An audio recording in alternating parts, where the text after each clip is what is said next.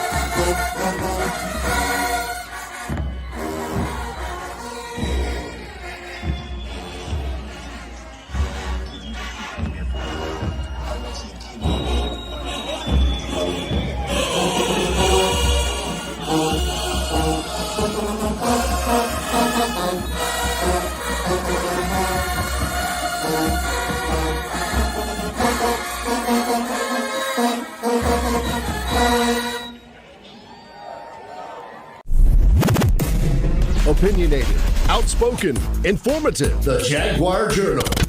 Your source for the latest information on Southern University sports and SWAC athletics. A Baton Rouge sports talk tradition.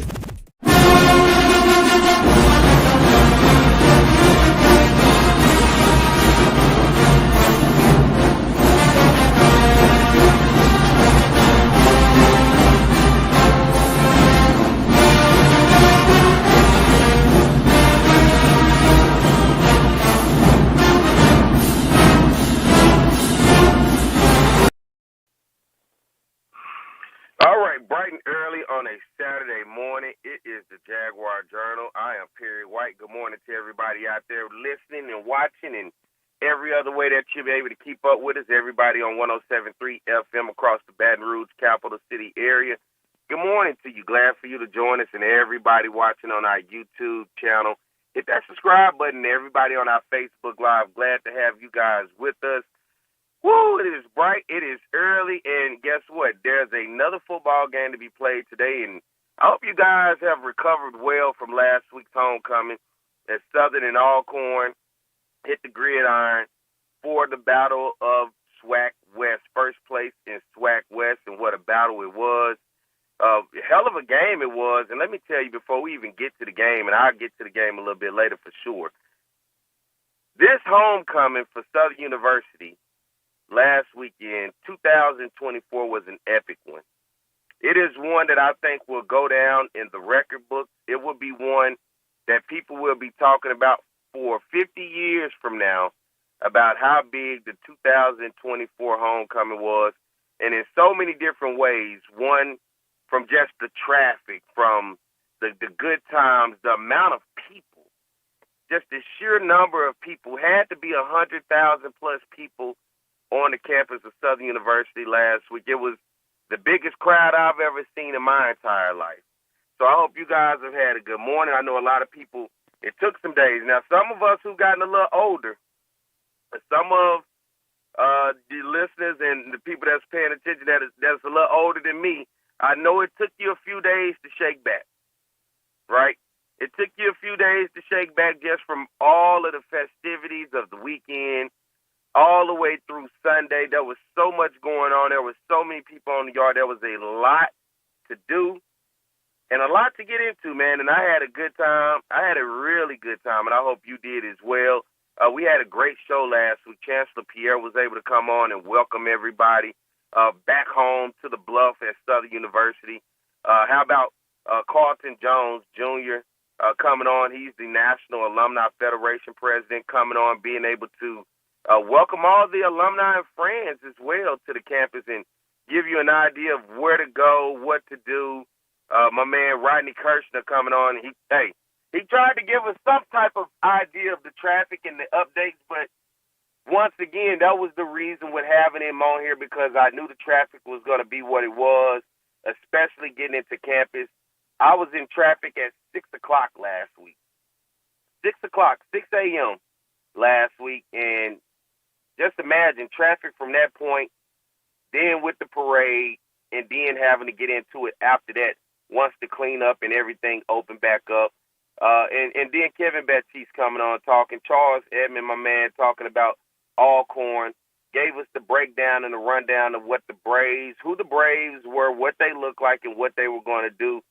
All in all, man, what a hell of a day it was, what a hell of a time it was, and there's going to be some hell of a stories that'll be told for years about people's experience, both good and bad. And I've seen it, social media kind of erupted last week, and I'll talk more about that after we get ready to take a break, but social media erupted last week about all the different things that we're seeing. People had eyes, and trust me, the eyes were working across the campus last week. But nonetheless, as we get started, I hope you guys are enjoying yourself. I'm on the road this week, and guess what? I hope you are on the road somewhere enjoying yourself this morning as well, as we're continuously making sure that we bring you the information about what's happening at Southern and around the SWAC. Today's show, we're going to have my man Kevin Baptiste and Jim Klein Peter going to come on.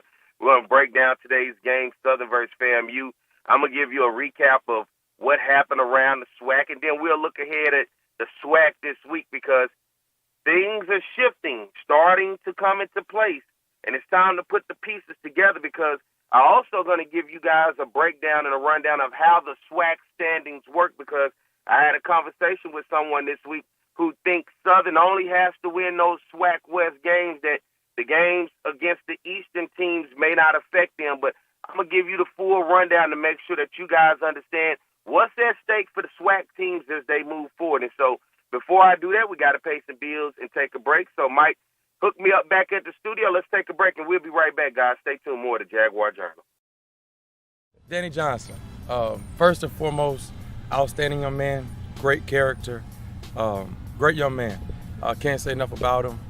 Great father. You always see him, hanging around with his son and spending time with his son and his family.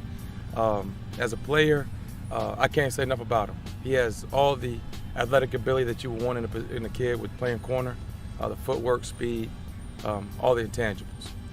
I have a good work ethic. It's been a lot of times, in the off season, I gotta just push myself to go work out. Even if nobody else was out there, just to get an extra push when we get back into the season. Because I always want to have that edge over everybody else. So, it's just that mindset that I have. I want to be one of the best. So, I gotta push myself. If anybody else does. And it's like a lot of stuff that I want to do with my son that I can't do because I'm playing ball. So my biggest return to him is just, having him come to games on Saturday. He can see his father play in front of, thousands of people. It makes him happy. So whenever he's happy, I'm happy. But just when I get the chance to just go home and, hear everything, he's been doing in school and, what he likes and doesn't like, it just brings me back to that fatherhood of just being around him, and that's what I like to do. I put academics over football because, I can't play football forever. At some point, I'm going to have to rely on that degree. So, that's my biggest thing, and that's one reason why I came to Southern, to get that degree. So I set myself up to where I'll be able to graduate right after the season. So if football doesn't work out for me, I can always come back and go to grad school. So, education is a big thing for me. Danny Johnson will put Southern University on a, national stage. Obviously, everybody knows about Jag Nation and Southern University, but you'll see Danny Johnson playing on Sunday one day, and he'll be able to be an ambassador, for the university.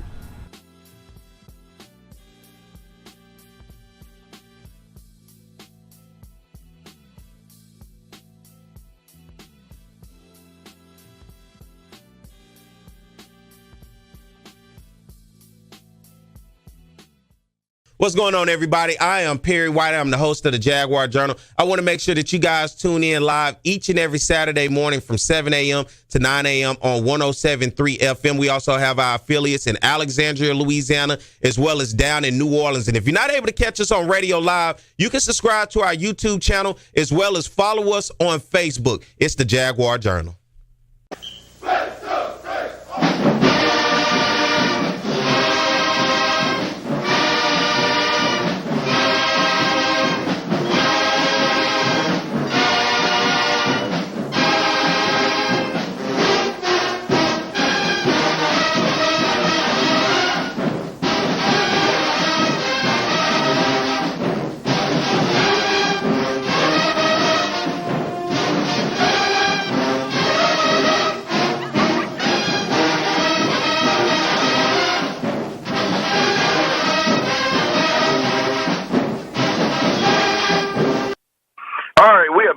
the Jaguar Journal. Good morning to everybody out there on 107.3 FM around the Baton Rouge capital city area.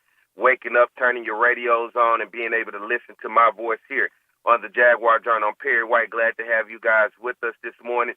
Everybody watching on our YouTube channel and our Facebook Live, good to have you guys with us. As always, before I get started, go hit that subscribe button on the Jaguar Journal YouTube channel. Go hit that follow button on the Jaguar Facebook page. Good to have you with us. And listen, I open the call lines today. If you guys want to call in, I would love to hear about your homecoming experience. I would love to hear if you think this was one of the biggest ones to ever happen. 225-499-1073 is the number. 225-499-1073 is the number. I'll give it to you one more time. 225-499-1073. If you want to call in, talk to me, talk about your experience, whether it was good or bad. Hey, let's just have the conversation. And let me tell you, I'm looking at the YouTube.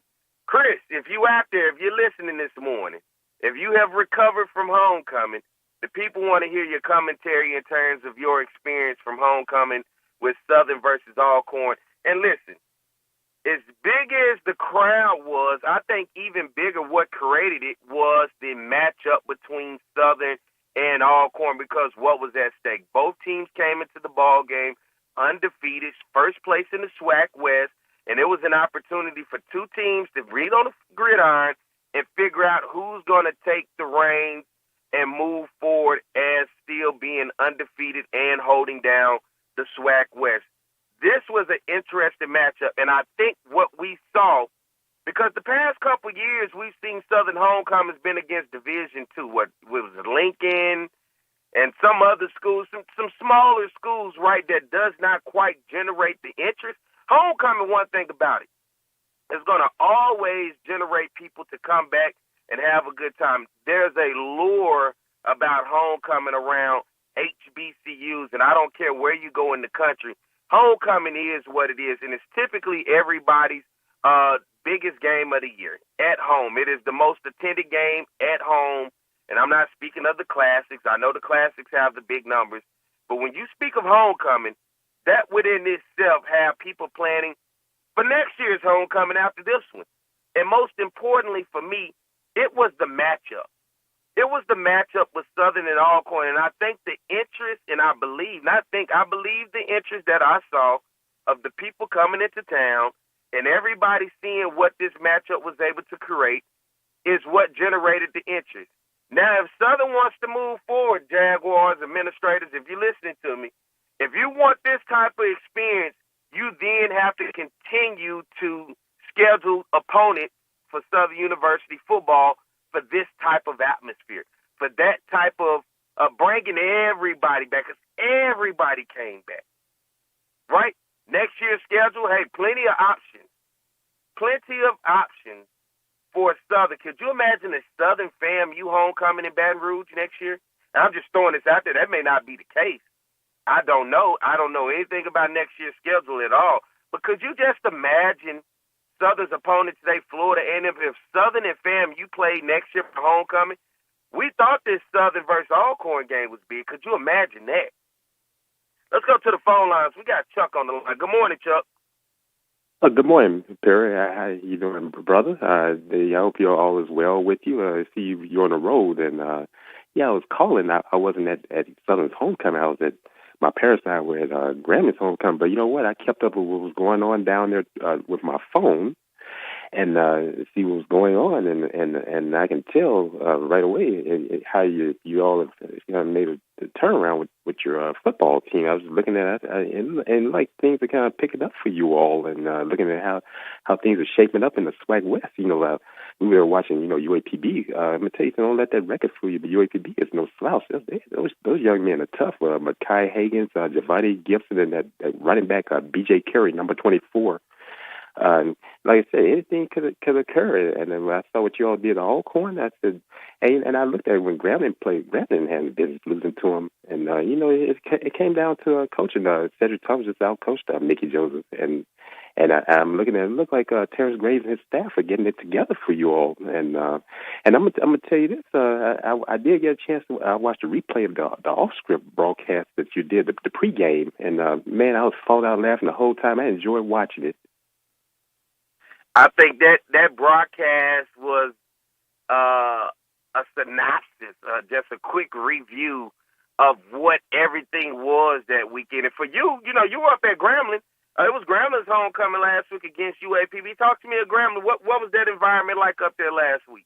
Oh man, congested. I'm gonna tell you something. It was wall to wall. People, we were getting in. And we got in before the game, but what happened? That traffic was congested coming from the Monroe way and the Shreveport way, from on I-20 going into the campus. And what happened? Things went great there. But my parents are is great there. I'm happy that they both alumnus Grambling and got a chance to be there. At this point in life, and because many people that they remember that he come to homecoming, they're no longer with us.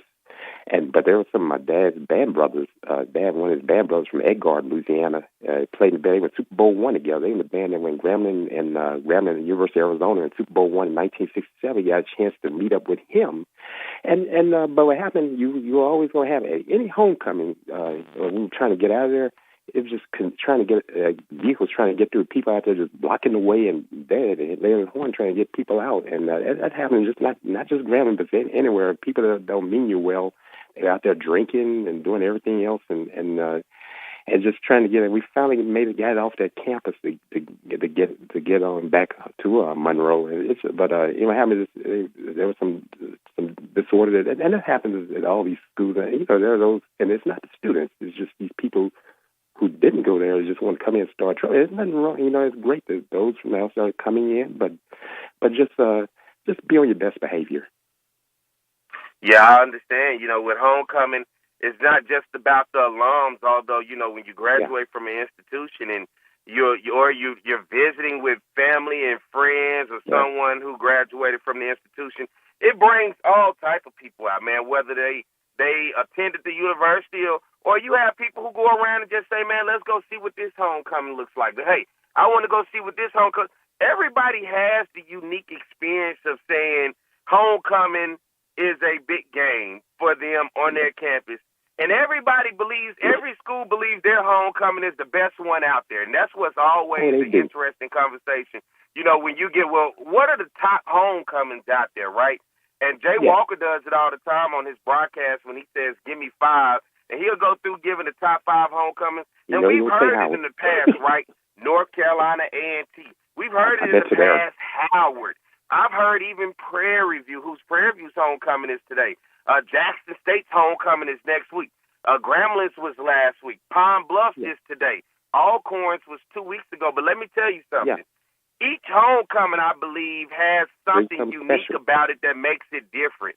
And for Southern, I think it's just the pure camaraderie, the friendship, the fellowshipping that surrounded the football game, because a lot of homecomings is all about the party. It's about the hangout and the tailgate more so than it is about incorporating the game with it. And with Southern's being right there in Scotlandville and North Baton Rouge, they have the parade right there at the foot of the hump that goes through the community, a community that so well has been embedded in a part of Southern University since it moved on the bluffs of the mighty Mississippi right there. It makes up the fabric of people just coming back who grew up in the neighborhood, who just grew up around Southern. Everything about it gave it a feel that I think, for me, put Southern at number 1. Now, have I been to everybody's homecoming? I have not. Let's see, what homecomings have I been to? Texas Southern's homecoming. In 2019. I've been to Grambling's homecoming. I've been to Valley's homecoming. I've been to UAPB's homecoming. I've been to Jackson State's homecoming, of course, Southern. So that's 6 homecomings out of 12 that's around the SWAC.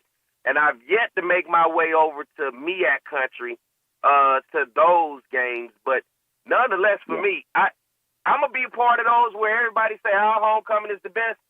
Southern homecoming can't be touched. And that's just me. I don't care where you go, what you do. I just don't think it can be touched. Yeah, and while I have you on, I got a chance to talk to, he's a friend of ours, John Graham, legendary band director at UAPB. He recruited heavily out of Monroe. A lot of band members from Monroe play at UAPB. A lot of football players played there. Mr. Graham, yeah, he's a friend of ours. And one of his assistants, Daryl Evans, is a graduate of Grambling. And my mother, he's working with my mother at Carroll High School, and it was just a great camaraderie. One of his other assistants, Harold Fuster. And, having those guys, Mr. Graham is a graduate of the University of Central Arkansas, and Harold Fuster is a graduate of Henderson State. He's the only HBCU per Daryl Evans, and coming out from Grambling, and they've done a great job with M4, and they're just a down to earth group of guys. Yeah, they are, man. Chuck, I'm up against the break, man. As always, okay. Man, it's a pleasure. Thank you for giving us a call, man, always, man. All right, be safe on the road, brother. You all take care. Yes, sir, Chuck. Appreciate you. 225-499-1073. If anybody wants to call in this morning, talk to me. Hey, I'm an open book this morning. If you want to have a conversation with me, if you want to talk to me about your homecoming experience, hey, was this the biggest one you ever experienced? And I talk to people who've been around from the 80s, from the 90s. Anyone who I have had conversations with right now has said, man, this is one. This was the one. And guess what? When you have a huge game with the magnitude that it was on the line, LSU out of town last week, up in Fayetteville taking on the Razorbacks, you get the city to yourself. And what I would like to see with Southern from that game, because of the amount of people, I want to see Southern then begin. Let's do an economic impact study. Right? Let's show what the financial grasp of what Southern can do in the city of Baton Rouge and what the region. Because trust me, businesses had to have made plenty of money last week. And I'm not talking about incorporating it with LSU and saying, okay, it was both. Last week was Southern's town. Baton Rouge was Southern city last week. Southern had the city all to itself. And with the amount of people that came onto that campus, and for the people who didn't make it to the campus, just in the community and to the city, I would like to see an economic impact study of what that game generated for the city of Baton Rouge and the region. I would be curious. We get it for the Bayou Classic. I know LSU does one for their economic impact for their home games that they use for the Baton Rouge business community. I want to see one for Southern. What does Southern generate when Southern has games like this? What do they generate for the city of Baton Rouge when you're talking about money brought into the city? Hotels, gas stations, restaurants, whatever the case where people are going to spend money, what was that impact? What was the dollar sign to that? And how did we measure that to then leverage us moving forward, opening up partnerships, corporate sponsorships, and whatever else throughout the city of businesses that we have yet to go knock on the door and say, hey, I'm Southern University. I love to do business with you. I'm Southern University. I love to partner with you. And because I want to do business, because I want to partner with you, let me show you our portfolio. And a part of that portfolio, let me show you our economic impact study of what we bring to the city of Baton Rouge. Whether you were there, whether you saw it, let me show you what we generated for the city. And within that, let me show you where we are going with it. All right, I know we got Leon and Chris on the line, but let's get ready to take a break. When I come back on the other side, guys, I'm going to open it up. Let me pay some bills, and I'm going to go straight to the call line. So you guys stay tuned. We'll be right back. More of the Jaguar Journal. It's On the Yard Sports, and I'm Perry White, and what I need for you to do is go follow and subscribe to our YouTube, Facebook, Instagram, as well as Twitter right now. Talk about offense, we talk about Southern, and it begins with their passing game. Tom, beyond potent, we're talking about high octane, we're talking about fast break, we're talking about 41 points a game, some 500-plus yards since Terrence Levy has taken over this offense. Because that young man doesn't drop any ball. With the legacy that you started here, you got to feel happy to see it continue on with Doug Williams. Ball now back at the 22-yard line. Levy, no pressure at all. Touchdown, Ingram. The Bayou Classic. Levy on a first and goal play. Throws a touchdown. Grambling comes with a blitz. Levy steps in the pocket, and his pass is caught. One-handed grab. Sort of in the middle of the road of the SWAC, but immediately they jump on the Jackson State defense. And here's Levy rolling out. And the pass is caught. Ball is at the 31-yard line. Again, throwing the football downfield. Oh, and his receiver, Hayes, makes the catch. See you later. Touchdown, Southern. If you're going to get, I got some free tickets. Look out for it, brother. Going downfield. Oh, and what a play by Southern. Score. He's played a lot tougher ever since. And this is a free play for Southern. 2nd and 15. It's a free play. Levy completes his pass. It's a free play. Oh, and he's still up. It's a free play. Hayes is going to continue running inside the 10, the 5. Unbelievable, Michael Hayes. 3rd down. And 23 for a first. Levy over the middle. Nice pass that time. 2nd and 20. Levy doesn't have to get it all, but he's going to have to pick up some yards. Here he is throwing, nice catch made. The receiver, Michael Hayes. There he goes. Hayes makes the catch. Hayes still on his feet. Hayes looking for blocking. Hayes trying to find a hole. Hayes is still on his feet. He alley-oops. He's inside the 15 and drawn out a foul.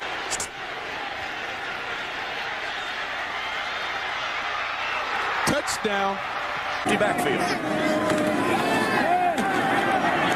Plenty of time for Levy across the middle. Has his man at the 15. You know, I don't know if you want to break the spirit of Terrence Levy or not. Here he wings one wide open down the middle and a one-handed grab made. The way. 3rd down and 4. And here's Lewis off the catch. Lewis still on his feet. And Lewis is streaking down the sideline. Touchdown. So they move back 5 yards. Levy on 3rd down. Looking down the sideline. Yes, sir. Big time play. Guys, stepping up like they go. All right, good morning, everybody. We are back. I'm Perry White. It is the Jaguar Journal. Let's go straight to the phone lines this morning as we're talking homecoming recap.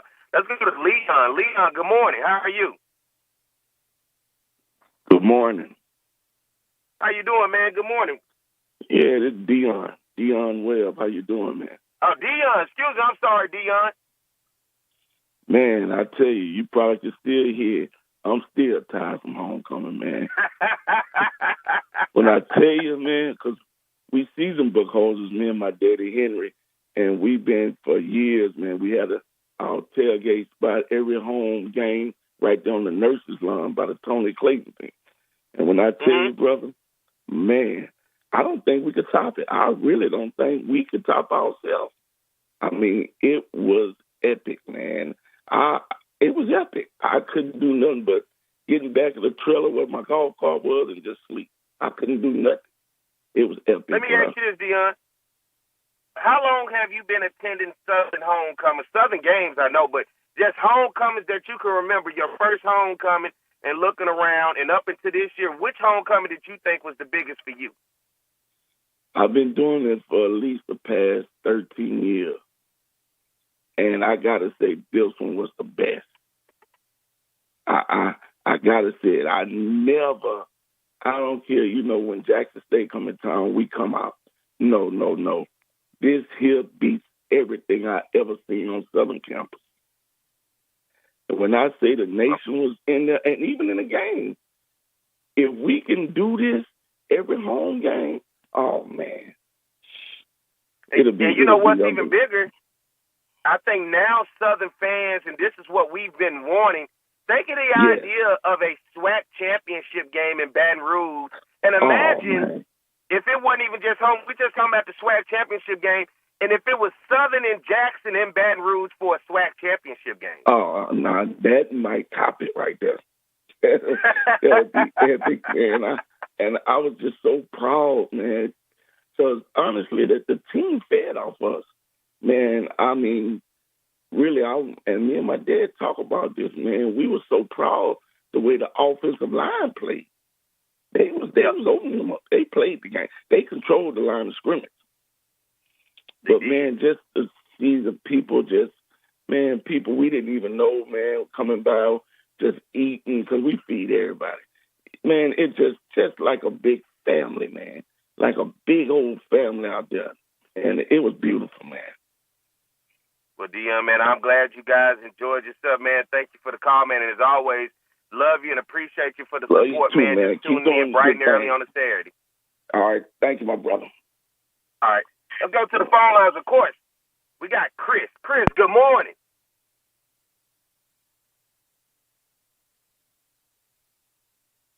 All right, CJ, good morning. Chris, call right back. He hung up on you by mistake. It happens. CJ, good morning.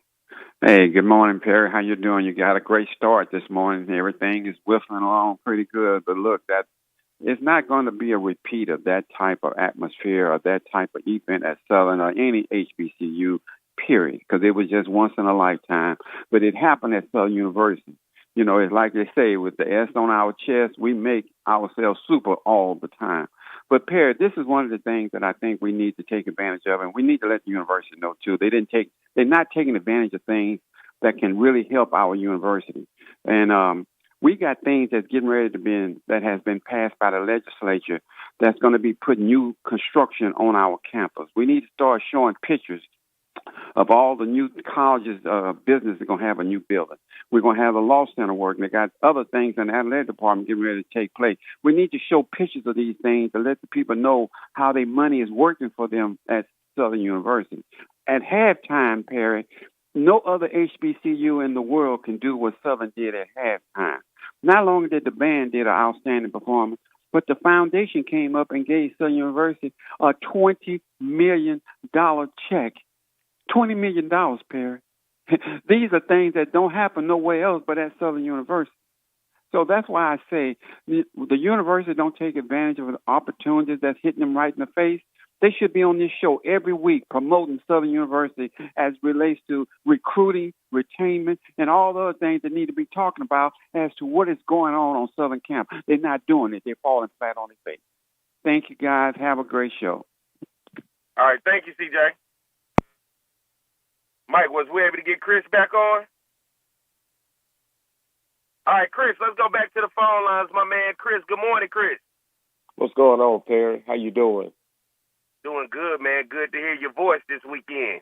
Yeah, man, I heard that you were doing it big. You was Scotty gave you all kind of props and everything like that. So, back in my era in the 70s when I went to school at Southern, we had one word for that type of atmosphere: havoc. It was absolute havoc. Is what we had going on. Yeah, that's what we had going on.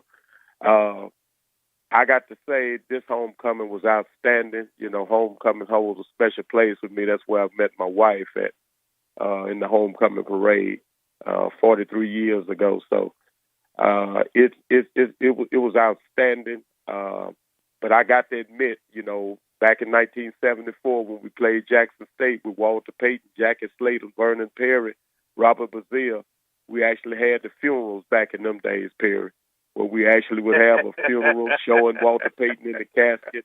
And, didn't nobody hardly have cars back then. So everything was totally different. Everything was on campus. Wasn't nobody going off campus to anything. And there wasn't nearly as many people. But what we had Saturday, though, it was outstanding. And one thing that you learn at Southern University is patience. I know the traffic was bad. I know you had to sit there and wait, but it did not deter anyway about how you was going to enjoy yourself. It was outstanding. I mean, it was great. A friend of mine was trying to get over on Fraternity Row, said it was just like Bourbon Street. It was just that many people. Never seen those many people before. So we need to capitalize, as CJ said, and I do believe that Chancellor Pierre is the right guy. I believe he's going to be accountable. I believe he's going to take everything into consideration. Because here's what you look at, Perry. Give you case in point. If we go on the road and beat the Rattlers, then go and beat A&M, you're going to have at least 25,000 when we come back home for our next home game. That's just how passionate we are. That's just how bad we're looking for a winner. And we have to be able to put those things in place. We have to logistically start doing things and holding things the right way. Scotty made some good points. I know you heard him. He made some excellent points, and you can't say he was lying in what he was saying. And those are the type of things that have to be. I know of a fact that Chancellor Pierre has been given a list of things that we need to do. But in order for us to host SWAC championship games, in order for us to maximize all our opportunities, like CJ was saying, we have to do it. But most of all, to see our team turn around like it has, T. Graves might have the magic. We've been looking for that Pete Richardson disciple to be able to come through. Tell you what, that was a big step in the right direction, what took place at Pete Richardson Field Saturday night in A.W. Mumford Stadium. And Chris, let me say this. This is the game, this type of game is what Southern fans have been needing for years now. And we call this a big win, a big game, because I talked about it earlier before we even started the season and going into that McNeese game. I knew the Jaguar Nation was going to show up to Lake Charles, right? And we go back in the past couple of years, the Jacksons, the FAMUs, even this Alcorn game that we saw. Southern has been in need of a big victory when the fans show up at their peak to support. Exactly. Now, this is no knock to the rest of the SWAC. I promise you, if you're listening to your programs, but the Alabama A&Ms, the Valleys, the UAPBs, the Texas Southerns, even the Prairie Views. I mean, when you look at those programs aren't winning championships. But when Southern goes against those programs that have been championship caliber over the past few years, FAMU, Jackson State, of course, Grambling with the Classic, we're going to always say, but I'm talking about just the home games. And you get an opportunity, even with Alcorn last year, who was right there in the thick of things until they went on the road and lost at Texas Southern. Those are the type of wins when the Jaguar Nation shows up. That excites them. And to have that crowd and that fan base and all that was surrounding Saturday to walk away and say Southern won that game, that was the energy everybody needed. Because if Southern had lost it, that was going to really deflate everybody. Because now what we was going to say, we had a damn good time, no doubt about it. But that football team with the fan base needed that in order to, what they say, just give us that one extra kick, that one extra push that we've been looking for to get this thing cranked back up to what we used to see. And that's the thing that we're talking about. That's the thing that we need, just like you said. When Kendrick Rhymes broke for 51 yards, I mean, it was absolute havoc in the stand because we knew we had it. We knew their quarterback couldn't beat us. We had got back to that dominance. We trying to get back to that dominance. We go down here to this snake pit and win today, and you really going to see something. Because just like I said, the adjustments are being made. The adjustments have been made. When I think about Texas Southern and how lucky and fortunate we were to win that game and what could have happened, and we got a team like we got right now. And we've been saying it the whole while period. We done had good teams over the last 3 years. We've actually fielded a quality team. Our coaching has been suspect. But the thing that we have to be able to do is to be able to capitalize. Because just like Bomani Jones say, the thing about Southern alumni, Southern don't care what you think about Southern. What we tell you is what Southern mean to us. And that's the reason why we like we are. That's the reason why we brag like we do. That's the reason why we talk noise. G say he couldn't find nobody to talk noise with. He wasn't hanging around guys that went to school in the 70s. Because if I'd have spotted them, they'd have got all the conversation they want. Because like we say, Perry, nowhere else but Southern U. Nowhere else but Southern U. Let me ask you. You said that one in 74. This one goes down. That was a long time ago. This one goes down in the books for you? Oh, this one definitely goes down in the books for me because of everything that was going on. Because of all of the, I'm telling you, I've never seen Fraternity Row. I've never seen in front of Fisher Hall. I've never seen in front of the Arts Building where it looked like Bourbon Street. That many people walking. Never seen that before in my life. So that was a big difference. And shout out Chuck that called in and let him know that my nephew is the superintendent of Monroe City School District, Sam Moore. So he can just tell him he hears Uncle on the Jaguar Journal every Saturday morning.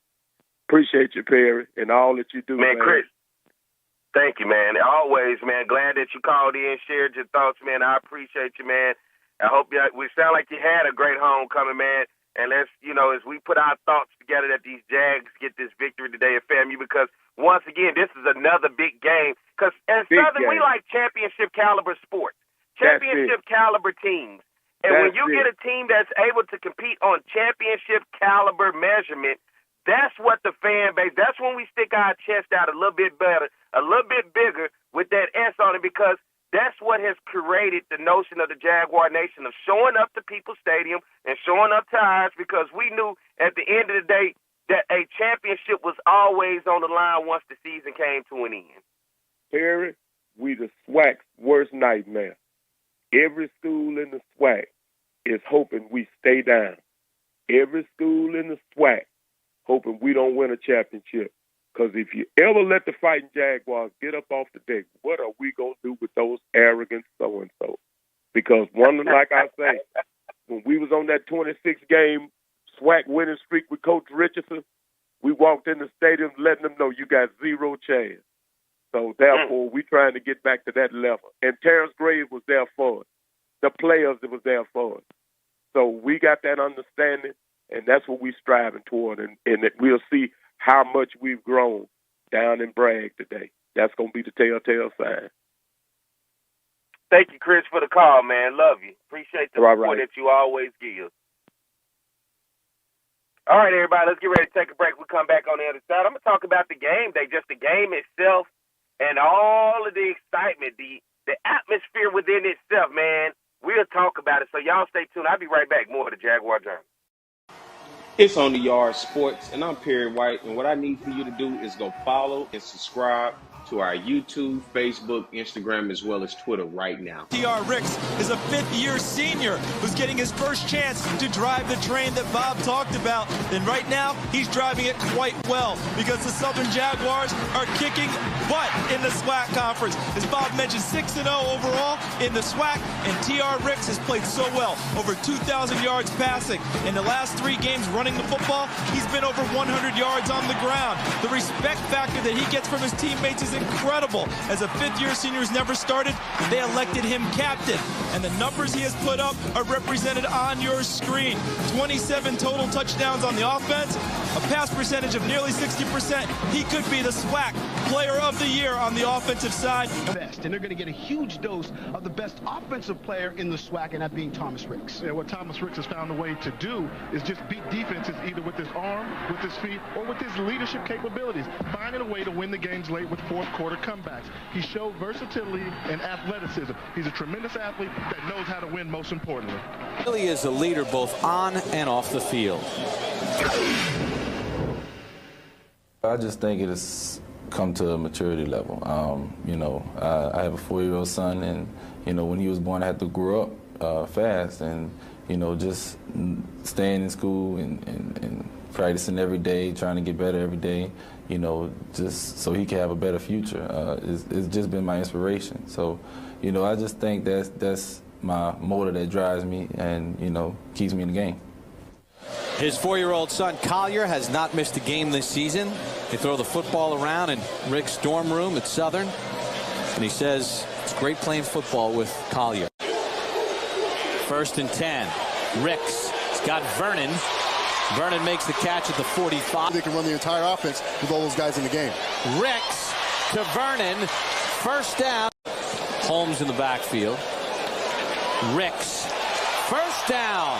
Gage on the tackle, but not until Ricks picks up the 1st down. 2nd and 7. Ricks. Overstreet's got it. Across midfield. Ricks has a receiver downfield. It's caught for a touchdown. Territory. Ricks fakes the pitch. Gets inside the 15. He's in the type of young men that represent his philosophy in life and in football.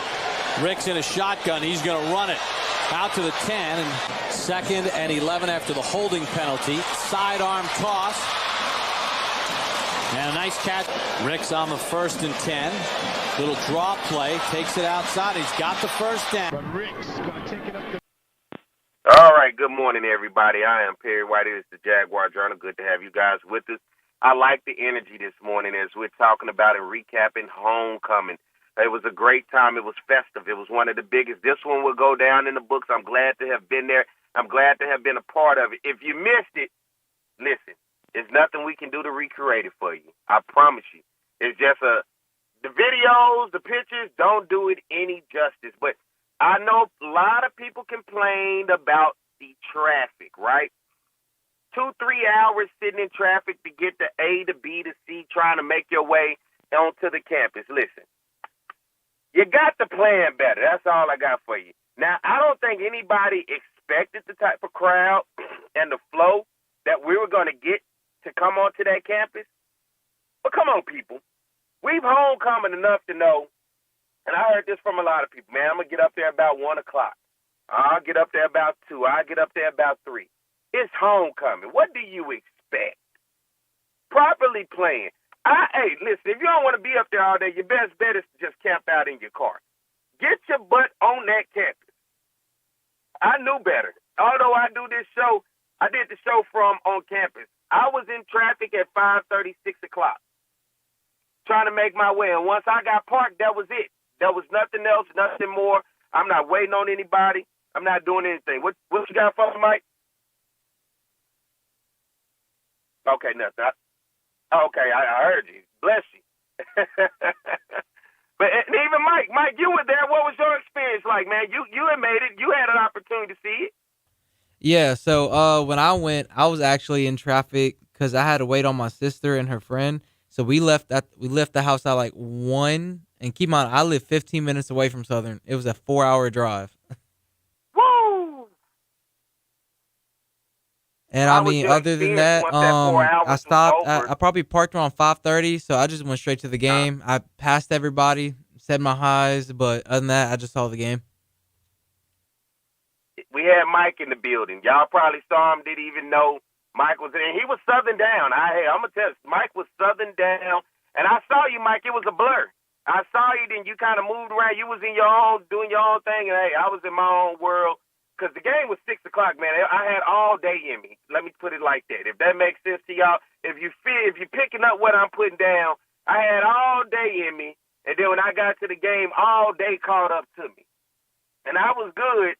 I was just in my own zone. I was in my own space. But nonetheless, aside from the traffic, I got to give a shout-out to Roman Banks, the athletic director at Southern University, and his staff, because guess what? Very, very exciting with the light show, the fireworks, man. Listen, on top of the huge crowd, the camaraderie, the fun, the fellowshipping, when we got into the game, and shout out to Terrence Graves and Southern for winning, but then everything that went along with it, and the human jukebox, of course, my man, Dr. Taylor, Kedrick Taylor. But, man, the fireworks, the light show, if it couldn't have been any better, my God, man. All of that put together created just one hell of a day that you can never forget. And I thoroughly enjoyed it. And I know, listen, there's going to be people out there that gripe about X, Y, Z, gripe about this, gripe about that. But at the end of the day, the experience of the game and the atmosphere was phenomenal. And I have to give a shout-out to Roman Banks, the athletic director, and his staff for having the thought process of, how are we going to give these fans the optimal experience? And when they leave here after we whooped all corns, you know what, and send them little sad braves back to Lorman, Mississippi, that won't be the only thing people talking about, because the game day experience of the fireworks along with the light show, man, listen, it created an environment that, this is what I like about it. And most of all, this creates the vision for the next generation of the little Jaguars, the kids that were in the stands, the teenagers that were in the stands that will fall in love, because it's magical moments, it's magical games, it's magical experience, just like what we had this weekend, that when little kids are there, when the teenagers are there, it sticks with them, it holds on to them forever, and that's what creates that love to Southern. So when it's time for them, they say, hey, I'm going to go to Southern. For me, it was the Bayou Classic, but trust me, if I was a kid and I was around Saturday and looking at that, no doubt about it, I would say Southern would be my choice. That's where I want to go to school. I want to be a part of that. I want to be able to come back as an alum and do this each and every year with my family and continue to build and be a part of this. That's how magical it was. All right, everybody, let's get ready to take a break. We come back on the other side. Hey, I know y'all gave your homecoming a whole hour. Now we're going to talk some football, so y'all stay tuned. We'll be back more to Jaguar Journal. Southern was a little late to the game of football. They had started earlier in the CIAA up at Hampton and those schools up there. And when J.S. Clark became president of Southern University in 1914, he had already visited Tuskegee and these Howard and the other schools, and they had a football program. And he wanted to compete with them, not just in the classroom, but also on the football field. So it started as an intramural. We had intramurals when we first came in 1914 through 1916, 17. And then the intramural program evolved into the varsity, into the football program in 1918. Coach Big Charlie Holmes from Colorado State, he came here as an assistant coach, but he took over around 1922, 1923, and he did very well through the early 20s. But he came up to 26. He broke even. He was expected to do well, and 27. I don't find any records where he won any games there, and he was replaced. But the person he was replaced by was a legendary. Name is Bryce Union Taylor from the University of Southern California. Out there, he had been an All-American. He was the guy that stopped the four horsemen of Notre Dame. And then he went to Chaffin University in South Carolina at 27. In 1928, he became the head football coach at Southern University and athletic director. And he really put Southern on the map. He had a lot of firsts. First of all, he had the first All-Americans we had came under him. Therefore, he had the greatest winning percentage in Southern University. He won 85% of his game here. And he had our first undefeated season in 1931 when he was 7-0, but he was not declared national champ, but he was considered for that. But he was our first great coach during that early period, Bryce Union Taylor. We don't want to forget him. Arnett W. Mumford, he's a national icon in coaching. He had coached 10 years in Texas, Jarvis Christian, Bishop, and Texas College. But the last 5 or 6 years at Texas College, he was very, very outstanding. He won 2 SWAC titles, and he had won a national black championship at Texas College and 35. So therefore, Southern was interested in getting him here, and Dr. Felton Clark was very instrumental, the person to get him here. But his impact it goes much further than Southern University and State of Louisiana. He won 12 SWAC titles, 10 of them at Southern and 2 at Texas College. And he won 5 or 6 national black championships. And also, he was very successful in the first interracial bowl game, the Fruit Bowl in San Francisco in 1948 when he played San Francisco State. And he won that game decisively. But his influence extended much further than the boundaries of Southern University. He was recognized nationally as a great coach. His winning record, he didn't coach over a period of 35 years, and a couple of those years they didn't have teams because of the war. But he won 246 games, second only to Eddie Robinson with his 402 game over 55 years, I should add. And so it always had loyal supporters, and they would follow the team everywhere they would go in large numbers. So Southern became the team that everyone loves to beat, loves every Saturday. It's the toughest. Hey, Mike, we got something still playing in the background. There we go. It's the Jaguar Journal. Good morning, everybody. We are back at the top of the hour. I am Perry White. Glad to have you guys with us. You know, the first hour. I don't even think an hour was enough to recap homecoming and the experiences that everybody had and just the fun and camaraderie. Now, with fun comes everything else, but nonetheless, what a hell of an experience. But now let's go beyond just that experience. Let's go to the ball game. And, of course, nobody better than I love to talk football with than my man Jim Kleinpeter and Kevin Baptiste. Jim Kleinpeter from The Advocate. Good morning, Jim. Morning, Harry. And my man Kevin Baptiste from WAFB. Good morning, Kevin. Good morning. Fellas.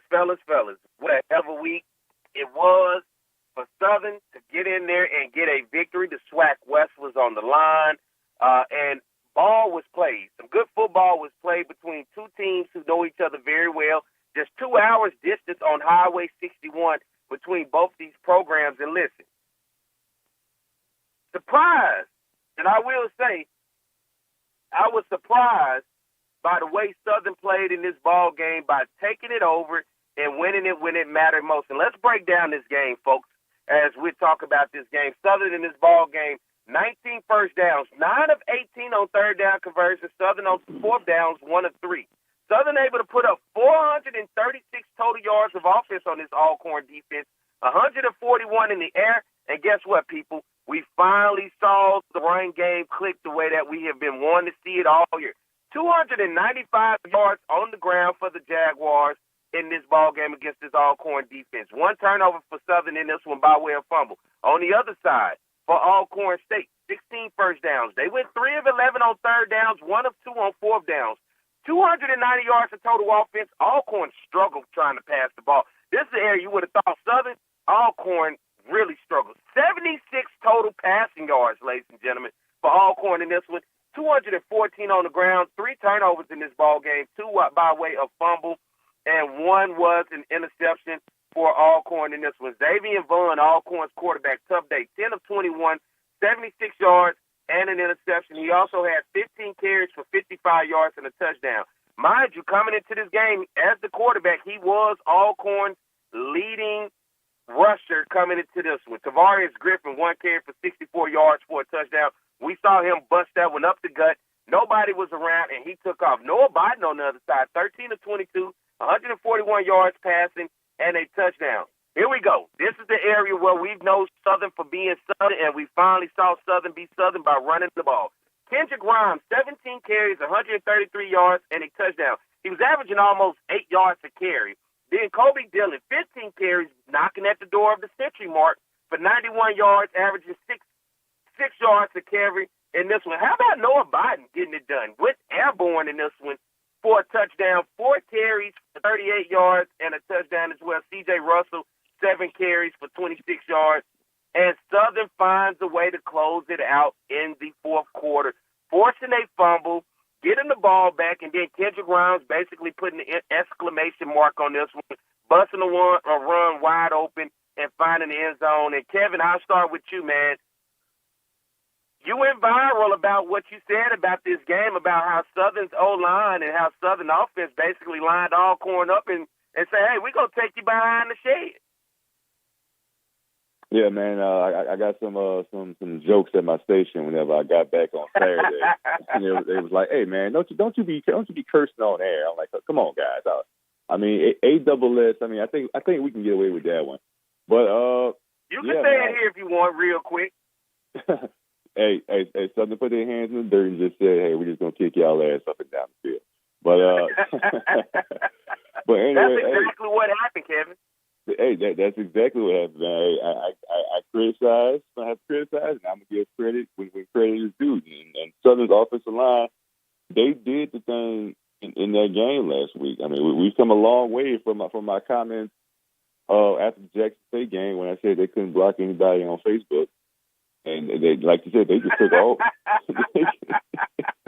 That's a good one, man. You got some good ones up your sleeve, man. You very witty. I like that. Can't block nobody on Facebook. My God.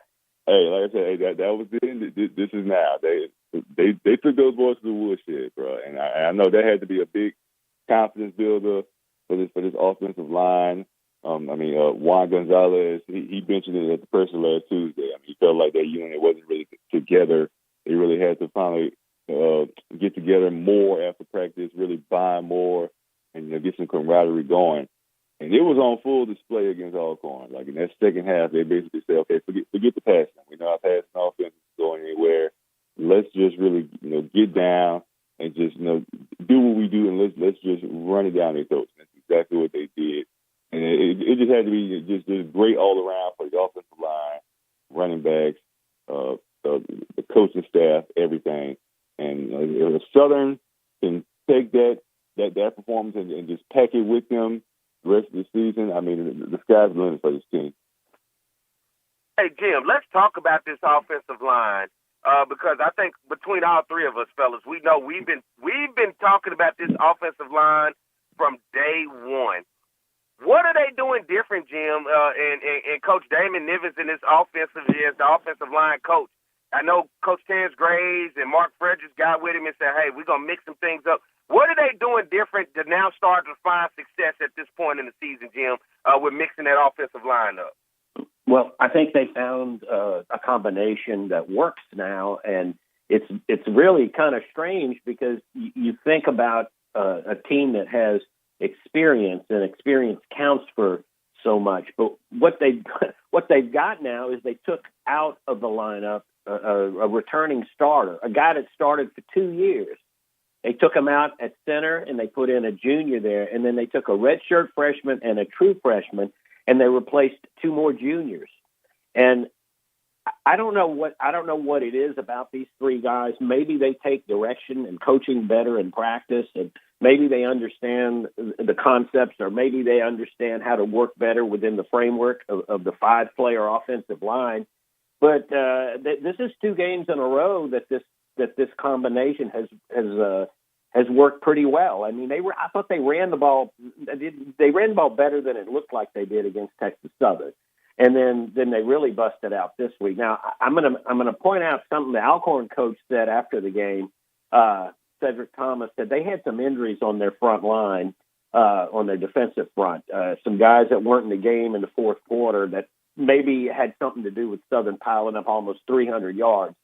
It's always a little bit of both, I think. But there's no doubt that this is two games in a row they haven't allowed a sack. I mean, Noah Bowden hasn't thrown an interception in 2 games. So the offensive line is the influence is reaching all parts of the offense now. Kevin, I'm going to come back over to you talking about this offense.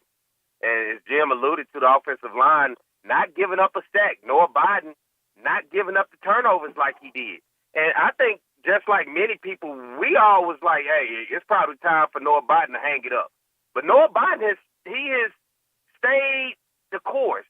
No matter what the criticism is, he has been right there, and the coaches seem to be coaching him up. Kevin, for you watching him, he seems to be adequate. Now, he's not a game changer. He's not the impact player, but he seems to be adequate at the quarterback position.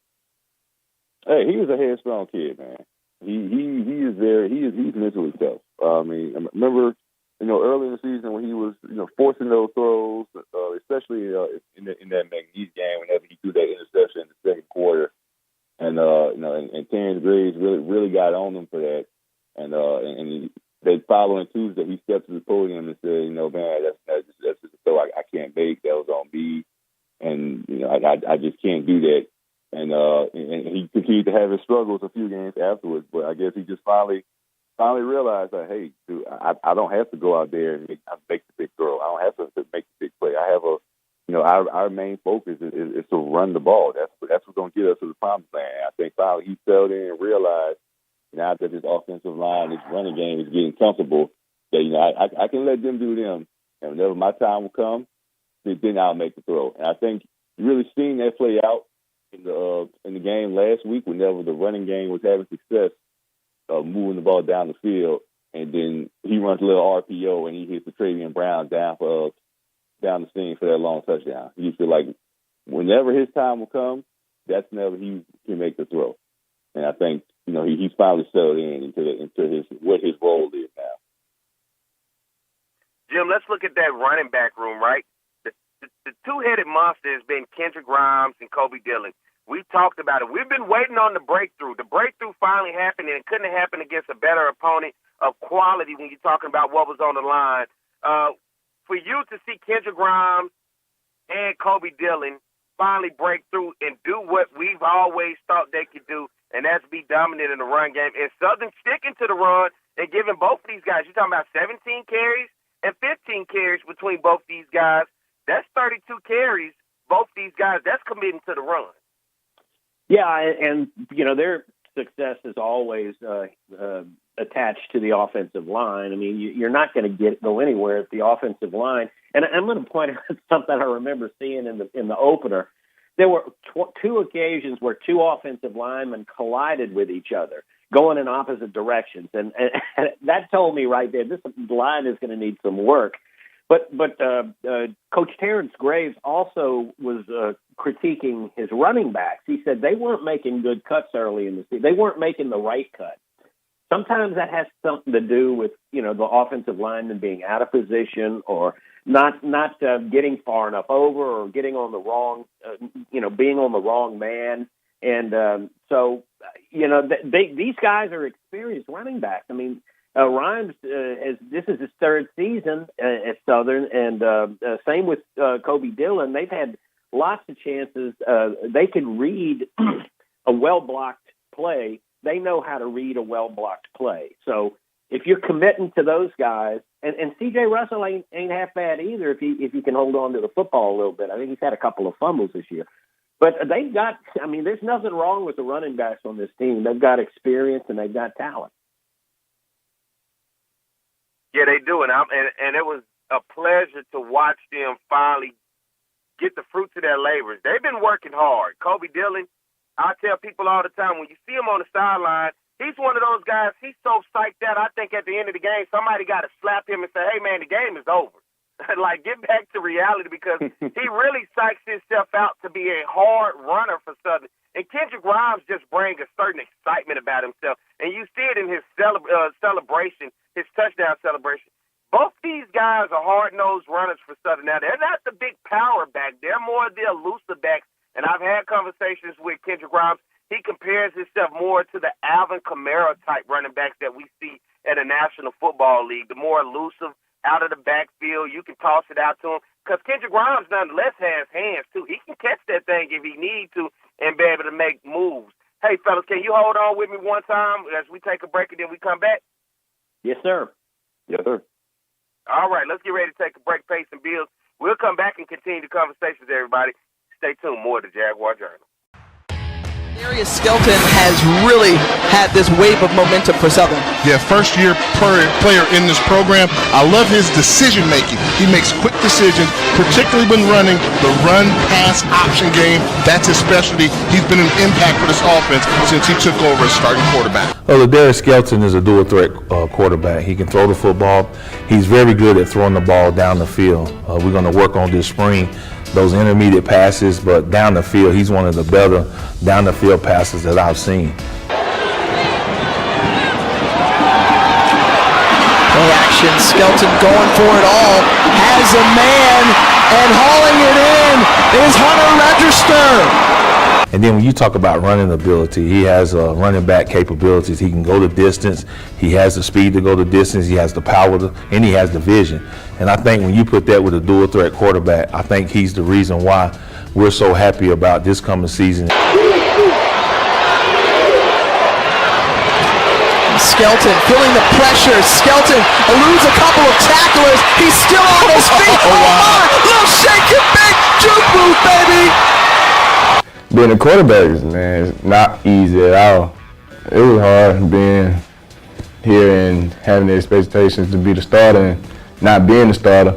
It was overwhelming. Like, I was ready to play, and not playing when I was ready to play just made me kind of look at life differently and really think, should I be here or should I not? And I talked to God, and he just settled me down, and he told me to be patient. That's what I did. Skelton, who started the last 6 games of 2018 for the Jaguars. They went 5-1. Their only loss to Alcorn State in the SWAC title game. Taking the jet sweep, and Skelton awfully good with his leg. Blitz. Register, the receiver at the bottom of your screen. Nice grab. All who have had an impact here in the year lowing. Southern still. Skelton comes up for the 3rd time. Taking the jet sweep, he'll keep it.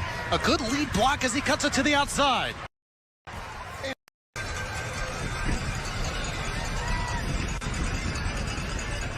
The fake to Ben. Skelton will run. And dragging with them for a few yards. There he is. The time, stepping up into the end zone, has Register. Flag down, catch made, touchdown, and it's actually first quarter yards. Southern 121, McNeese 40. Fresh set of downs as we begin the second quarter, and looking deep, Skelton for Register. What's going on, everybody? I am Perry White. I'm the host of the Jaguar Journal. I want to make sure that you guys tune in live each and every Saturday morning from 7 a.m. to 9 a.m. on 107. Good morning, everybody. It is the Jaguar Journal. Glad to have you guys with us. 9:18 Eastern Standard Time, 8:18 Central Standard Time in the morning. Glad that you guys are tuning in. Everybody back in Baton Rouge on 107.3 FM across the capital city area. Thank you for tuning in, turning that radio on, and making sure that you hear what we have to say. And everybody watching on our YouTube channel, hey, thank you. Comment sections, enjoy yourself in there. That's what it's all about. And hit that subscribe button. Anybody, everybody, hit that subscribe button. You're able to keep up with what we're talking about. This is informative. It is good information. And this is what you're supposed to do. And when you get that information, you share it. So hit that subscribe button, share this, let everybody know. And everybody watching across on our Facebook page as well, across the multiple groups and everything else, hit that like button and follow us on our Jaguar Journal Facebook page. All right, I got my man Jim Klein-Peter from The Advocate, my man Kevin Baptiste from WFB. We're talking Southern. We just recapped the offense, right, because the offense had a big night where we finally saw the run game open up and the offensive line do what we've been asking for them to do, and that is block. And it's my man Kevin Baptiste, hey, whoop some ass, and that's what happened. Now let's look at the defensive side of the ball, fellas. And Kevin, I'll start with you. Southern University able to force some turnovers, actually coming down with some interceptions, and Horatio Johnson being one of them. Yeah, man. You must have really watched my recap after the game last week. That was my other. I'm a fan of yours, Kevin. Man, I love your work, man. Hey, man, I appreciate you, Steve. I appreciate you. But yeah, man, that was my other big takeaway from the game last week, man. The defense. If the offensive line surely got confidence from opening holes in the run game, defense had to finally get some confidence from finally getting takeaways, man. For the longest, it seemed like if a fumble, if a ball was on the turf, they couldn't pounce on it. If an interception was in their hands, it would slip right through their fingers or just ricochet off their head. And for them to finally they got 3 turnovers last week, and I think going into that game, they had 4 on the season. They damn near matched their season total in one game. And yeah, man, the tone was really set on that first drive when Horatio got the interception, and it really the sign is like, okay, this really finally might be the day. Then they had the other fumble later. I forgot who forced that one and who recovered it. And then for Elijah West and Herman Brister to combine for the basically the game-stealing turnover and led the way for Kendrick Grimes to put it away. They had to feel good for that unit. And they're going to need some more to force those turnovers today against FAMU because, as we saw last week, the Rattlers, I mean, they give away some gifts too. I mean, those 2 turnovers in the final 3 minutes cost them the game against Jackson State. So Southern guys look to get some more of those takeaways tonight. You're right about that. And, Jim, I'm going to come to you and ask you, Kelby Givens last week was all over the place. Like, he seemed like he's been quiet up into that game, but the energy was there from Kelby Givens, who was projected. I mean, they picked him as the preseason SWAC Defensive Player of the Year. And last week at homecoming against Alcorn, he looked every bit of the part, and it was finally like, hey, welcome back, Mr. Givens, because this is the guy that I remember last year at Tech when Southern played Texas Southern at home. He took that game over when it mattered most for Southern when they needed a big play. And he did the same thing last week against Alcorn. And it seemed like every time, Jim, you looked up, Kelby Givens was on a play. What do you think about this kid and his ability being that defensive leader? Well, everybody in the SWAC knows who he is, so he's getting a lot of attention. He's going to get double-teamed. On any play going to his side, you have to double-team him. And I don't think he's gotten frustrated. You talk about mentally tough. This kid, he's mentally as tough as he is physically, and he has handled that without getting frustrated. Without he'll say that he's frustrated, but he doesn't let it hurt his game. He continues to draw those double teams, and it opens things up for some of the other guys. It's been like that all season too. I mean, everybody, like I said, everybody in the SWAC knows. Every offensive coordinator knows where to start with blocking the Southern defensive line. And so I mean, if he keeps playing like that, this is the first time they won the turnover battle in any game this year. They had a couple of game stretch where they didn't have anything. This defense, I think as well as it played against McNeese in the opener, it's gotten better too. They gave Texas Southern almost nothing, and Texas Southern got all of its points, most of its points off of the Southern offense, the mistakes they made. So I don't think it's any big surprise there. This whole defense is playing well, and Kelby's leading the way. All right, fellas, we look ahead to today's matchup, Southern University versus Florida A&M. I thought this may have, if both teams would have worked out the way I thought it was going to work last week, this week would have set up for back-to-back games for Southern of undefeated teams. But guess what? It did not work out like that for Florida A&M as they went on the road for the first time as being a part of the SWAC against Jackson State. As we know in the past, this game has been played in the Orange Blossom Classic. But FAMU goes on the road. As much as the Battle of the SWAC West was on the line in Baton Rouge, the Battle of the SWAC East was on the line over in Jackson, Mississippi, between these two schools. 35-21 the final score. Jackson State able to pull away, and it was Jackson State's defense when they needed it most. They stepped up big in the second half, and as you talked about, Kevin, forcing those turnovers, and then those turnovers turning into points, and then those points ultimately winning the game. 15 points for Jackson State in the fourth quarter to seal the deal. FAMU in this with 311 total yards, 248 in the air, but you know what? They struggle running the ball, only 63 yards on the ground. Daniel Richardson, who coming into that game, I thought perhaps was the best pocket passing quarterback in the SWAC. He was 19 of 28 for 248 yards in this ball game, three touchdowns and one interception. Then you look at Ace Cobb. Now, they're receivers between Ace Cobb and Jamari Gassett. Both those guys are ballers at the wide receiver spot. As Coach Prime said, you looking for a dog? FAMU has two of them, and they can exploit you at any given time in your secondary. You look at Ace Cobb, 3 receptions for 92 yards and 2 touchdowns, and Jamari Gassett, 4 receptions for 64 yards and a touchdown. Thad Franklin, though, their running back, 15 carries, 63 yards, and then Kelvin Dean, 6 carries, 17 yards. Kevin, I'll start over with you. FAMU struggles running the ball, but I believe they feel as long as Daniel Richardson is able to look down the field and has weapons like Ace Cobb and Jamari Gassett, that they'll be able to find ways to put points on the board with that wide receiver core and the quarterback that has an arm and can spin it.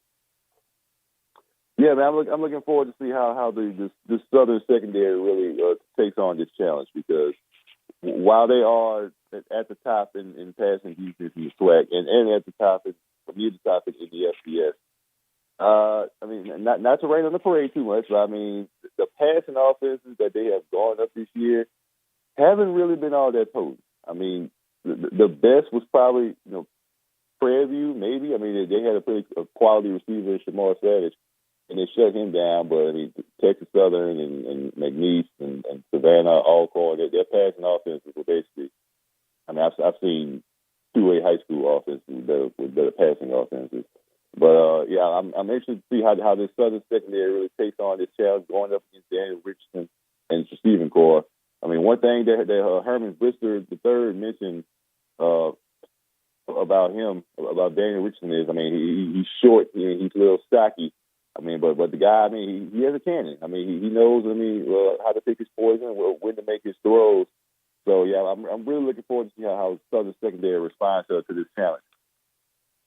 And Jim, I'll come to you. Looking at Jackson State in this game versus FAMU, Jackson State able to rack up 245 yards rushing the ball. And we've watched FAMU. FAMU struggled to stop the run against Norfolk State in the MEAC SWAC Challenge. Norfolk basically ran it down their throat. Even against South Carolina State and Chennis Berry, who we know can build an offensive line and is going to wear you down with the run, Florida A&M struggled in that game at home, but luckily found a way at the last minute to come back into that one. But this seems to be something that's ongoing. Their run defense, Jim, what do you see in terms of their run defense, and what can Southern do to exploit that after the performance that they had last week to be able to really establish the run game against this Rattler defense?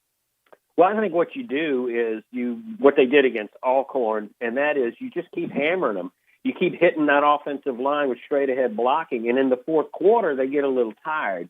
That's what coaching. That's what sticking with the run means. And you may have to punt a few times in the first half. But Southern's not going to beat anybody just throwing the ball. So they've got to be able to run. And you know, Mark Frederick came into the season saying that that's what they were going to get back to doing. I think Eric Dooley's offensive philosophy was they wanted to run the ball some, but it focused on passing. And you know, the way it's an attitude now with Southern. It's an attitude that we're going to run the ball, and I think it grows, and you see it. They've gotten better and better, and now, you know, they're executing, they're running it. Florida A&M's about in the middle of the pack on run defense. So I don't know what's going on there. I'm not sure what kind of teams they've gone against, if they've gone against teams that prefer to throw the ball. But, if Southern keeps that attitude, I think they stand a good chance of winning this game. It's going to stay close. Just keep hammering them. Just keep hitting them. And, you know, if your offensive line is physical, it'll wear them down as the game goes on. And, Jim, I'm going to come to you then, Kevin. I'm going to come to you with the same question. Looking at this coaching staff, you know, initially it was like, where's the experience and when is it going to kick in? Of so many guys that you hear, Terrence Graves, former head coaches, guys that understand the program, have been around Southern, played for Southern, won championships. Seems like all of that is starting to kick in, and as the season goes on, you see Southern on that upward slope, and it ain't the other way because, listen, we looked at Texas Southern, fellas. We looked at Grambling, and when we started the season, Texas Southern turned our heads by beating Prairie View. We like, okay, that might be a team to look out for. They seem different. Grambling beating Texas A&M Commerce, beating Jackson State. Like, hey, this team may be something different this year.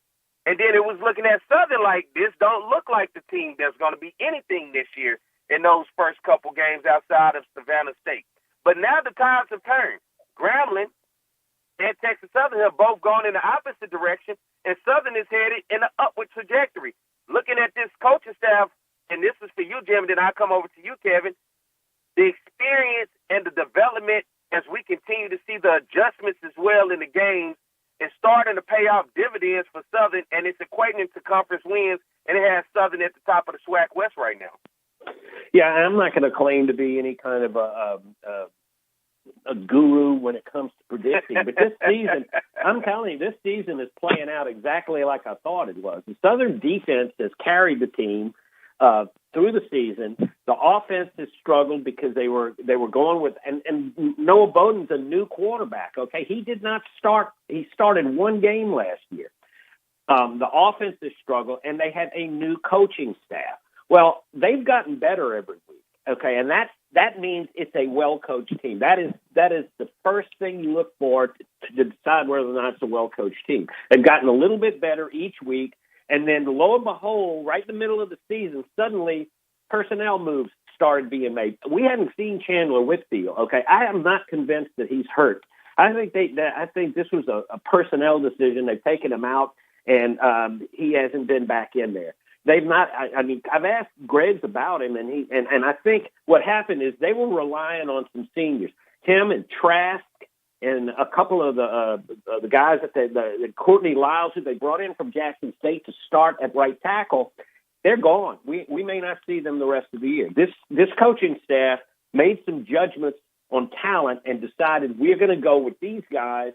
And there's probably some other changes that maybe they make that are more subtle that we don't see. Changes on special teams or a substitution, a guy that's subbing in instead of another guy. In that respect, I've been saying all along, after the first couple of games, I could tell this team was a much better coached team than in the last 2 years. And that's what you want. You want a team that builds and plays its best ball at the end. Kevin, that same sentiment over to you, looking at this staff and just the difference that as you said, you were critical just about a month ago, and now the praises after last week going viral and saying, look, man, this seems to be a different team. Yeah, I think it's all about how you respond in the face of adversity. And Southern, they definitely had their trials and tribulations in those first 3 games. And I think that's the main difference compared to those other 2 teams you named. You talked about Grambling and you talked about Texas Southern. They really got big wins in that first month. And hell, for all we know, that they might have already peaked both of those teams, and now they're finally going to. But for all, we talking about Grambling over there taking the play calling duties away from the OC. I'll leave it at that. I love that. Hey, and I'm gonna ask y'all about that as well. But go ahead, Kevin. I'm sorry. Go ahead. I'm gonna leave it to that. I ain't gonna get too deep into that. But but yeah, man. I mean, let's say we saw the writing on the wall. How about that? Can we say that? Can we agree on that? We can talk about. We can leave it at that. We can agree on that. But yeah, I mean, Southern they really went through their bumps early in the season, and that's when you want it to happen. I mean, you want it to happen in these non-conference games early in the year when you're still figuring some things out. And now when you get into SWAC play, now that we're in the thick of SWAC play, they finally they look like a well-oiled machine. And if any coach was getting the most criticism early in the year, it was offensive line coach Damon Nivens. I mean, looking at those boards and on Twitter and stuff. I mean, people were really on his. I mean, really on his his judgment and his decision making. And now he's finally got that group settled in. So yeah, I think now that Southern is playing their best ball of the year, they really have that momentum that can carry them to finally clinching a spot in the SWAC championship. Might I add, I was one of those very critical of Coach Damon Nivens because I was looking at, hey, if we lose against Texas Southern, Coach Graves going to have to sit in that office and say, look, man, we got some decisions to make. It's time for us to really make some tough decisions. But I think we saw the potential there versus McNeese, the way that game got away. It was special teams. I don't know what the hell happened against Nichols. They just didn't show up. They just weren't there at all at any point. But they were definitely there this past weekend against Alcorn, and they stayed true no matter how much the game shifted against them on the road in Houston against Texas Southern. Now we look at today's ball game. Jim, I come to you. Southern versus FAMU. This is a historic game, rivalry. Both these teams knew each other. The longest non-conference rivalry in HBCU football. They played from the 40s all the way up to 2001 and then played for just here and there. 2007, then they played in Atlanta Football Classic, 11 and 12, and then they played in 19. They played here and there, but now as in the conference, what's your thoughts on today's ball game? Who do you have? Well, I picked Florida A&M to win this game, but I don't. Predictions to me. I mean, if it's a 1-point game, Southern can easily win this game. Southern's good enough to win this game, but I think Florida A&M coming off a loss. You coming off a loss, your sense of urgency is heightened, and all that stuff about the longest HBCU non-conference series is fine and good, but that's for the fans, and the players don't know all that. These players weren't even born. The last time Southern won at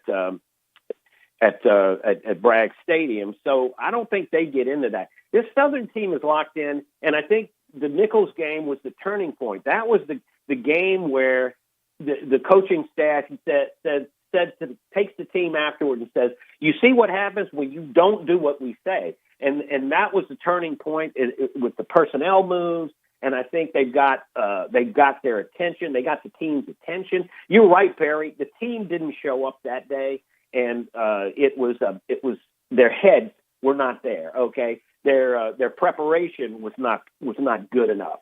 And I'm not talking about offense, defense, or special teams. I mean, nobody played well in that game. And that's when the coaching staff can say, okay, you did it your way. We're going to do it our way the rest of the year.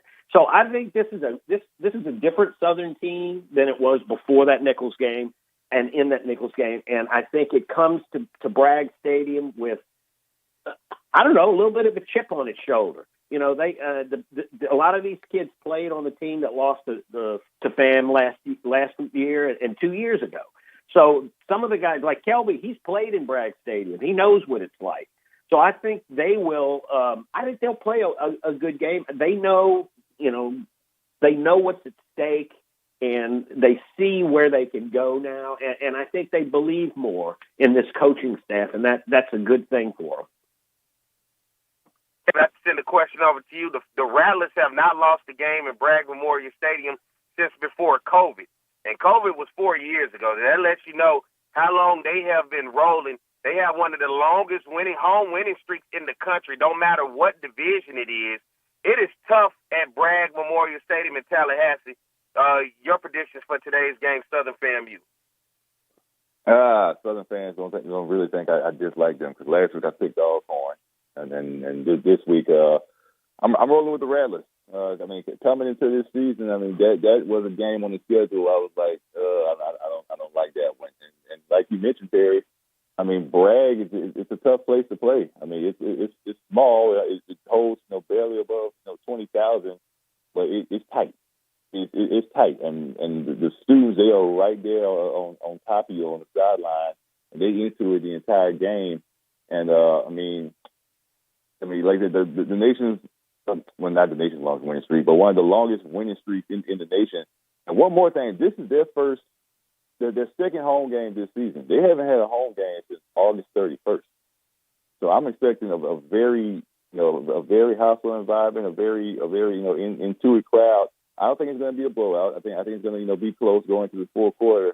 But as Jim mentioned, I mean, FAMU coming in back against the wall. I mean, they really let that game at Jackson slip away. And it's hard to see them coming back home and really going down for a second straight week against a rival. Jim, one more thing before we get ready to get out of here. I got to ask you, because I've had conversations with people about the SWAC this week, and I know you can break it down and give some understanding, and it would probably be good to even include it in one of your articles this week, because a lot of fans are still stuck in that notion of all Southern has to do is focus on its SWAC West games. As long as they beat the remaining two schools in the SWAC West, Pine Bluff and Grambling, that they have the SWAC West wrapped up, but they are overlooking the FAMU, Alabama A&M, as well as the Bethune-Cookman game, thinking because those teams are in the East, that will not hurt Southern being a SWAC West champs. Your thoughts on that, and anything to clarify that for people out there to have a better understanding on how the SWAC works and what you have to do to win? They got 5 games left. They haven't won anything yet, but they are in a great position because, number one, they've beaten the 3 teams in the West that have that they've played, and the other 2 each have 2 losses. So they're in position. They haven't done anything yet. Yeah, those East Division opponents are just a tad less important because you don't because a record within the division is one of the tiebreakers. But you still have to get to a point where you have fewer losses or equal to or fewer losses. So, yeah, I mean, I understand what they're saying, but, yeah, there's 5 games left, and if Southern goes 0-5, they're not going anywhere. In fact, they've got to win 3 of the 5 for sure, and they could probably lose 2 and still win the division. I mean, they won the division with 3 losses 2 years ago. So, yeah, I mean, fans, that's what they do. They get ahead of themselves. They try to predict where they're going. I'm going to admit something, though, Perry. I made reservations at a hotel in Jackson for December the 7th. Oh, Jim, no. Yeah, because I'm only doing that to beat the Southern fans to it, because I'm telling you, I was surprised they had any rooms, because I figured the Southern fans that have been all over it as soon as, on Sunday after they beat Alcorn, that they'd be making reservations. I made mine because I want to get a hotel close to the stadium, that's all. Hey, Jim. Let me say this, because what's interesting, let's just say hypothetically, the trajectory, because Southern and Jackson was a non-conference game, does not count. If Southern and Jackson both run the table and go undefeated, do they have to flip a coin because they didn't play each other as a conference game? So regardless, Jackson State beat Southern, it's not going to count when you talk about having to then figure it out in the SWAC. How does that work then? Does it come to point margin or whatever to who hosts the championship with 2 undefeated teams at the end of the year? I'll tell you what it's going to come down to. It's going to come down to the wording of the tiebreaker, because in the tiebreaker, it's going to say head-to-head meetings, and it's not going to say differentiate whether it was a conference game or not a conference game.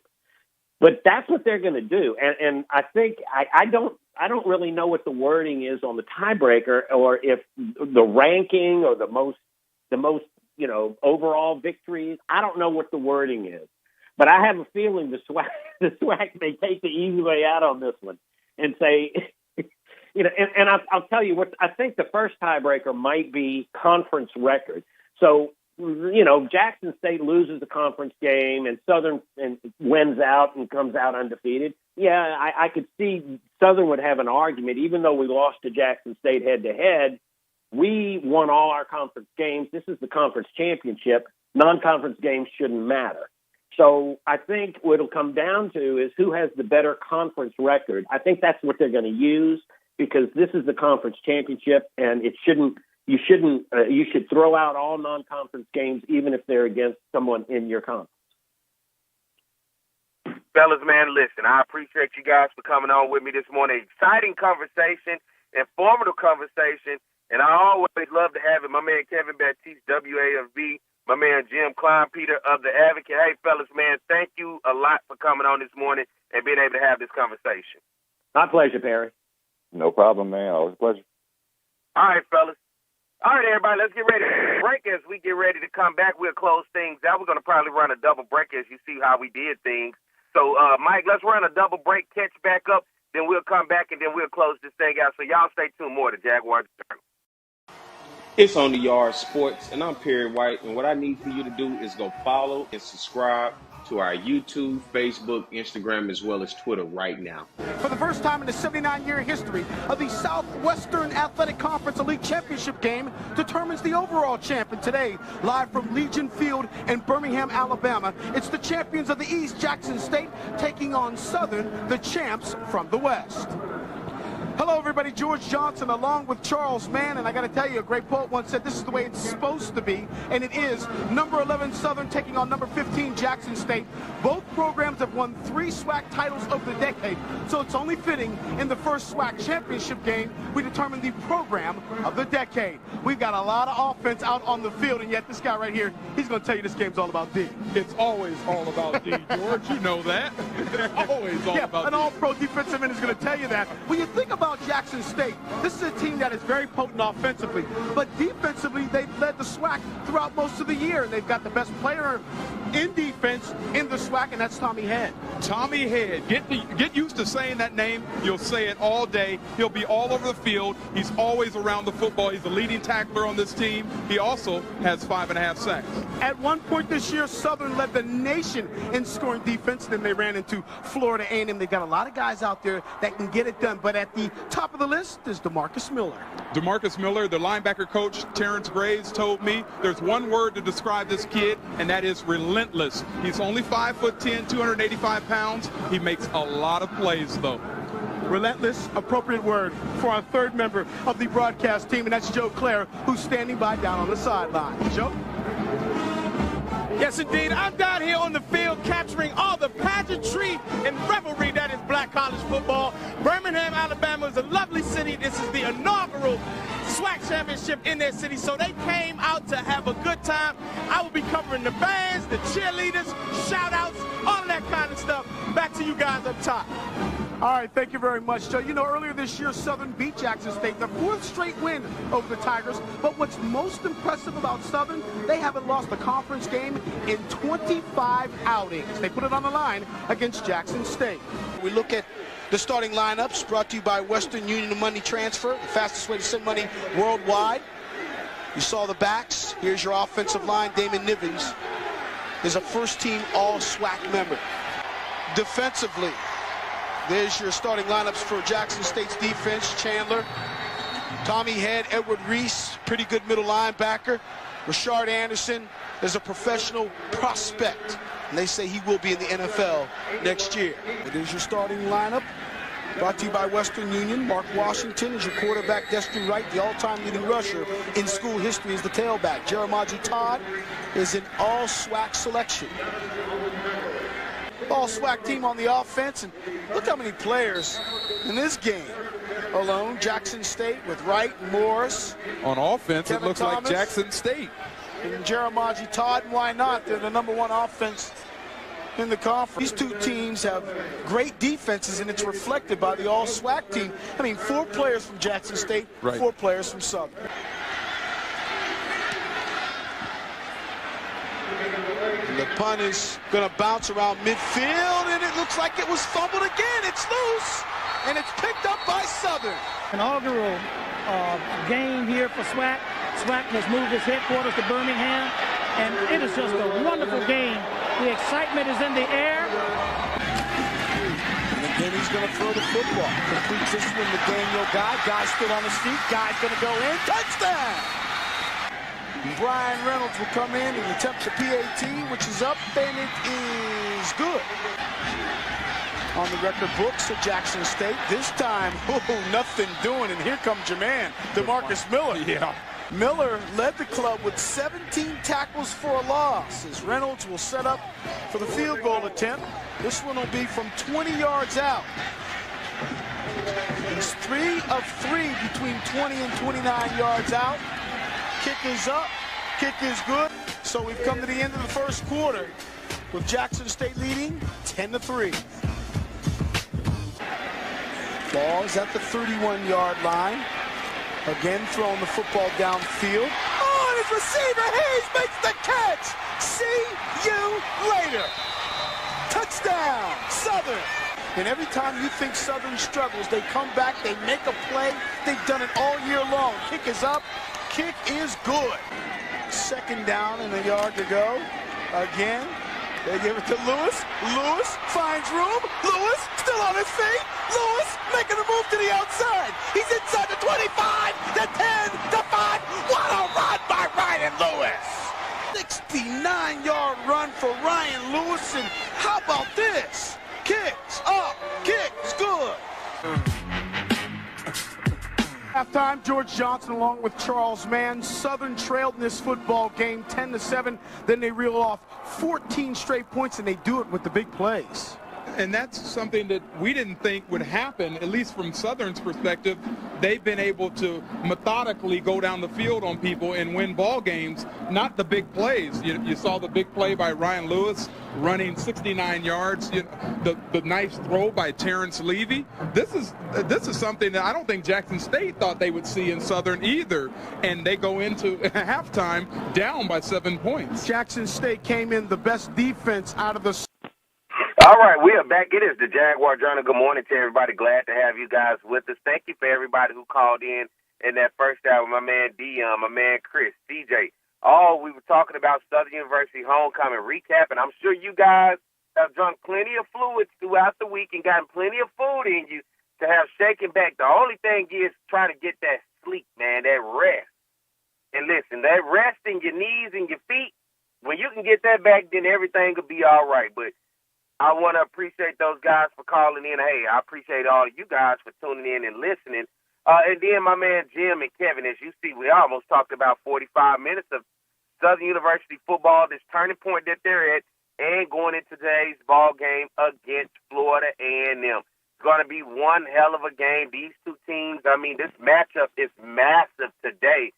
FAMU still in second place in the SWAC East, Southern in the top spot in the SWAC West.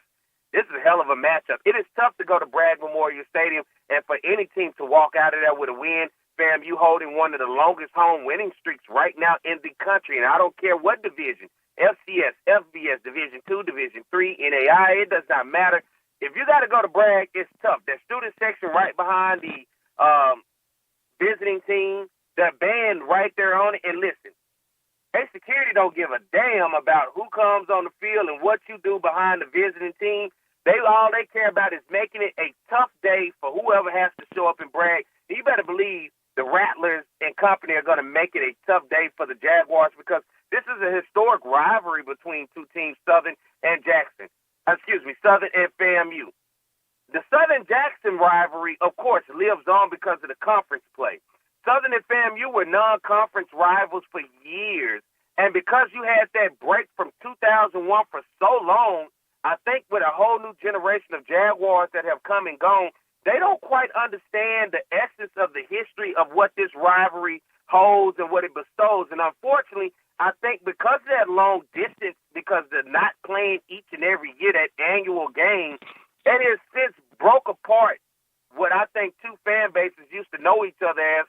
The same as Southern sees Jackson these days was the same that Southern saw FAMU.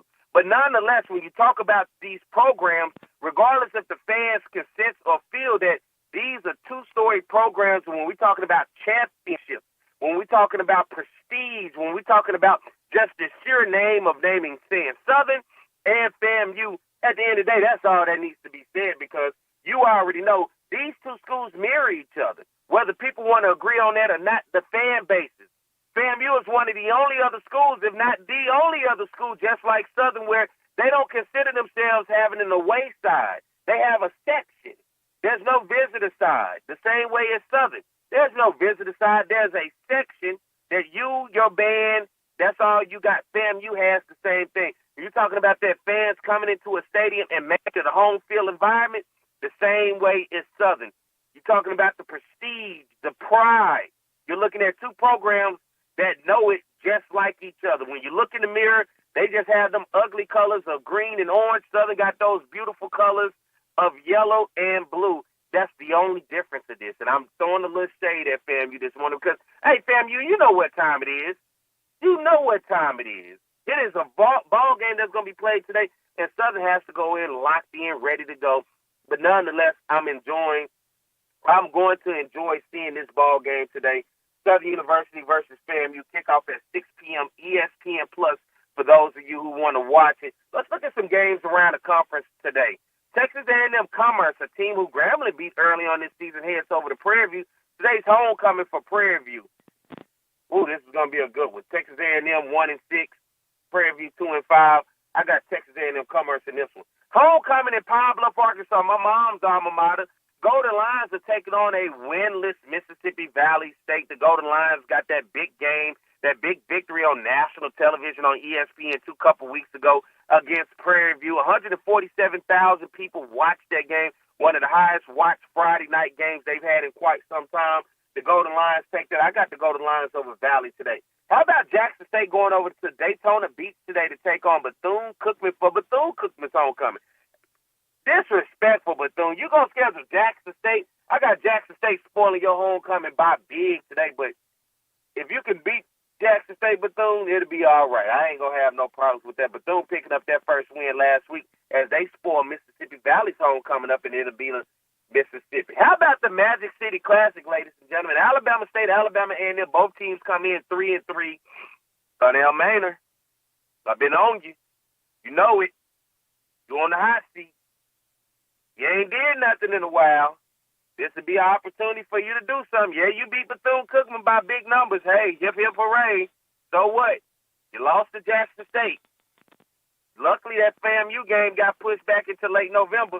You got to win this one. I'm going to Alabama State. I like Eddie Robinson Jr. and his defense and ability of running the ball. I like Bama State in this game. And then the final one at the end of the day, besides Southern and FAMU, is Grambling and Texas Southern. How about Grambling stumbling into this game? They're 4-3, but Texas Southern 2-4. It's going to be a lot of changes with Grambling. You heard us talking about Grambling's offense. Of course, Eric Dooley, Jason Rollins, two former head coaches at Southern University. Jason Rollins, the interim coach. Eric Dooley had a short stint.